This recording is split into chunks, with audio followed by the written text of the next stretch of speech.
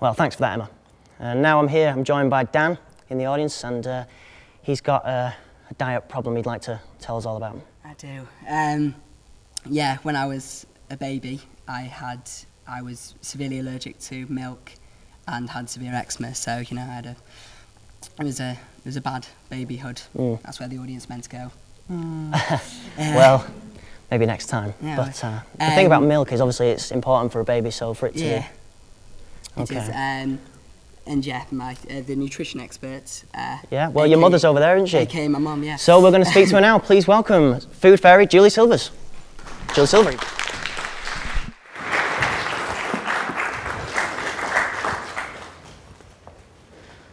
Okay, I said Silvers there, I meant silver, of course. So welcome to the show.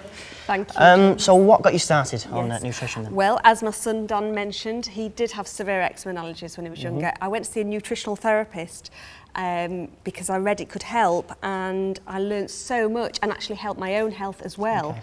I decided to go into it, and I want to help other people now. Sure. And you have a photograph here, don't you? I and do. Is, that is done as a would you like to explain? Yeah. Yes. So what's the... why have you brought this in?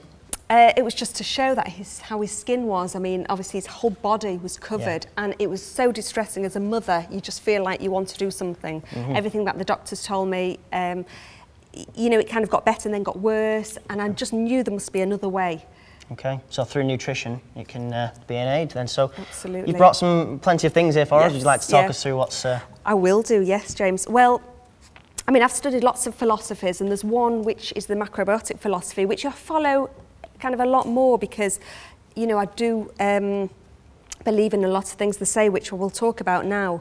They talk about a lot of whole grains, which things like brown rice, the quinoa, which is not specifically a grain, but it's used as a grain. The millet, which you might think of just as a bird food, is actually quite nutritious, and the buckwheat. Now, when you think of illness, you think of there's a lot of acidity and toxins in the body. Sure.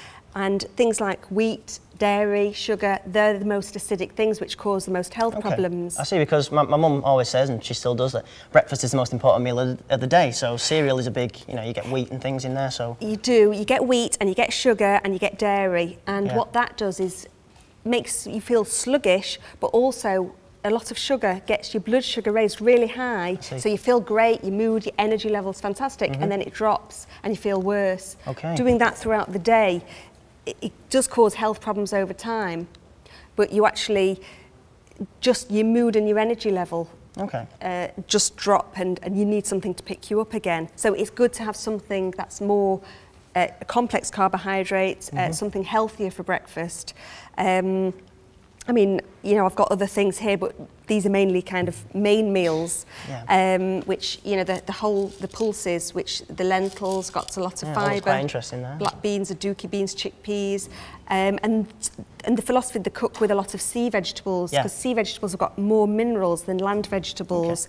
Good calcium, very high in calcium, a lot more than milk, iron, iodine, which you need for weight management, you need for temperature control, and for weight manage, you know, for weight and temperature control. Well, we're going to see now how healthy fitness and diet comes into effect with a sport called Octopush.